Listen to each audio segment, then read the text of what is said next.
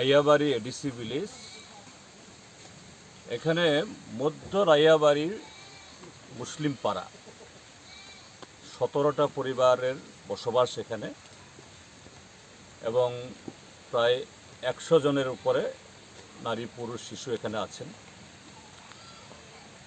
এই পরিবারগুলো এরা বিগত প্রায় 4 পুরুষ ধরে ত্রিপুরাজ্যের বাসিন্দা।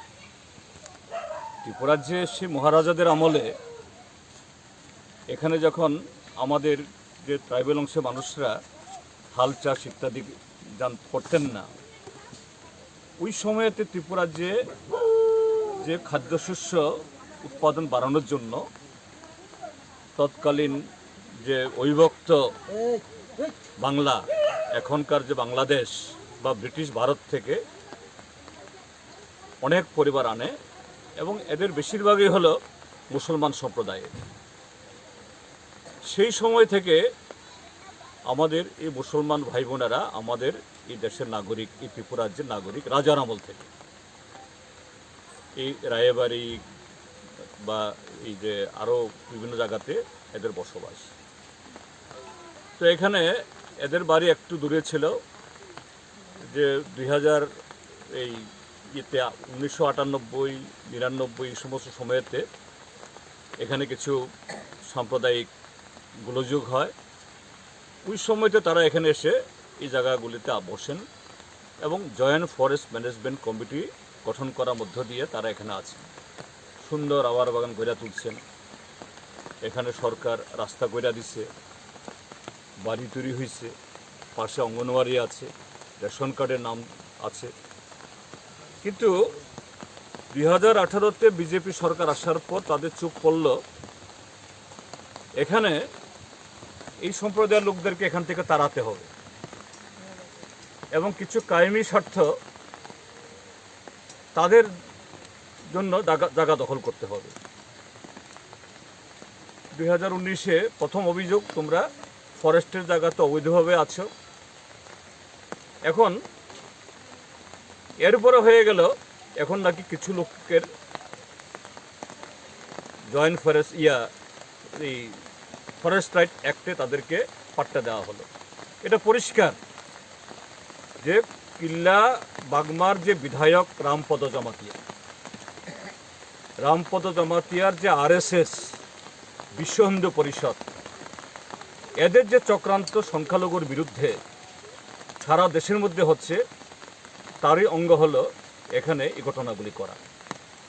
এবং এইভাবে এরা যে দুইটা সম্প্রদায়ের মধ্যে বিভেদ তৈরি করতে চায়।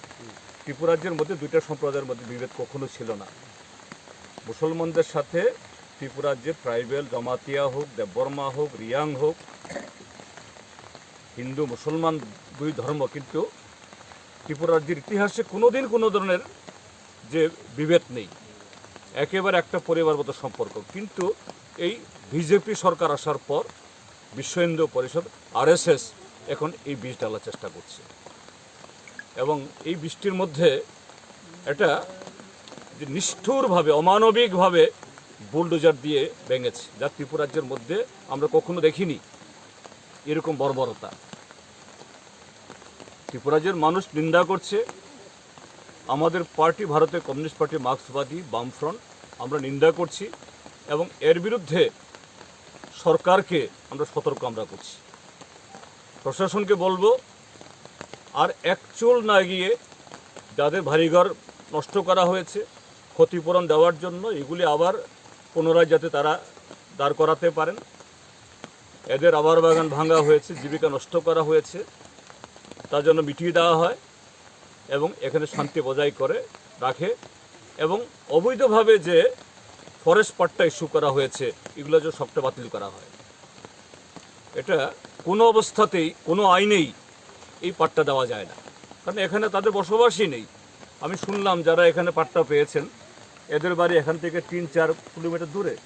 হ্যাঁ, ট্রাইবেলদের পাট্টা পাওয়ার অধিকার আছে, এটা কেউ বিরোধিতা করে না।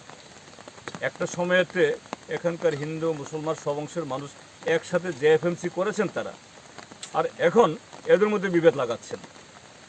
এটা যে বিজেপি আরএসএস যে ভারতবর্ষকে ভাগ করতে চায়, ত্রিপুরাকেও এইভাবে এখানকার শান্তি সম্প্রীতি বিনষ্ট করতে চায়, তারই একটা অঙ্গ।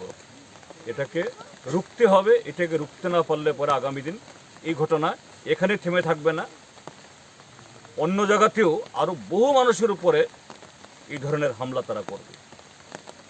কাজেই আমরা আজকে তথ্য করে যাচ্ছি। আমি এখান থেকে ফিরে আমি ডিএমকে বলবো যাতে আর একচুলও তারা না এগোয় এইভাবে, এবং তাদের সম্পূর্ণ যে ক্ষতিপূরণ যেন তারা পায় এবং এদের থাকতে পারে সে ব্যবস্থা করে।